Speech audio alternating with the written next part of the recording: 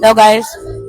Welcome to my channel, Mobile Legends! Hi guys, nandito kami ngayon sa Guillermo's Grill, kung saan ang mga makalumang pagkain ay inyong matitikman! Ready yung vlogger natin eh. So this is recommended to us dahil ngayon ay sinaselebrate namin ang graduation ng aming pastor. Ang maganda rito, merong live bond. As in bond. Magkakaroon kayo ng bonding pag narinig niyo yung kanta ni Kuya.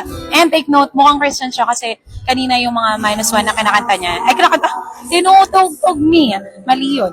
Tinutugtog niya ay mga Christian songs. Anyways, going back, food review! Dapat po sa madam natin. Madam, anong kinakain mo, madam? Ano to? Roasted chicken. Nothing special.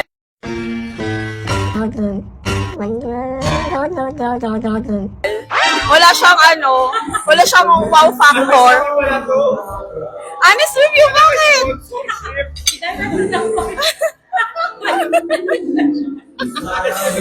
You know naman, Min.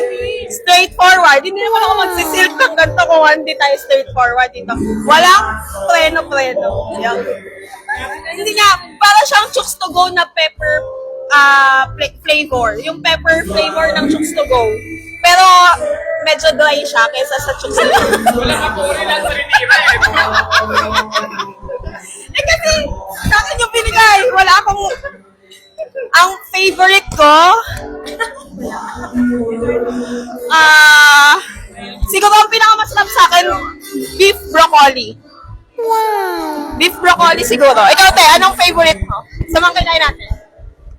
Plain rice. Napakasarap ng plain rice nila dito. Ayan. Ayan po. Ang lagkit-lagkit. Grabe. Napakasarap. Napakasarap. Masarap yung pansit, masarap yung kare-karing crispy, masarap din yung sinigang na halo-halo, tsaka halo-halong matamis. At saka ano pa, lahat masarap. Masarap yung kanin, guys, promise. Lalo yung plain rice. Plain rice talaga. Plain rice. Maganda ang pagkakasaing. Pero yung, ewan ko. Ayoko na. Ewan ko na. Yung kami-kami kasi parang purong peanut butter. Ako lang ba? Sabi din natin, Nori eh. Yung kami-kami, parang purong peanut butter. Nakakaumay. Di ba? Ano siya? Purong peanut butter. Ano tayo? Nakakaumay kasi Oo. Guess the bill. Reveal the bill. So, Chef Omar, kung magkano ba talaga ang nagastos namin. So, reveal the bill next episode. Bye!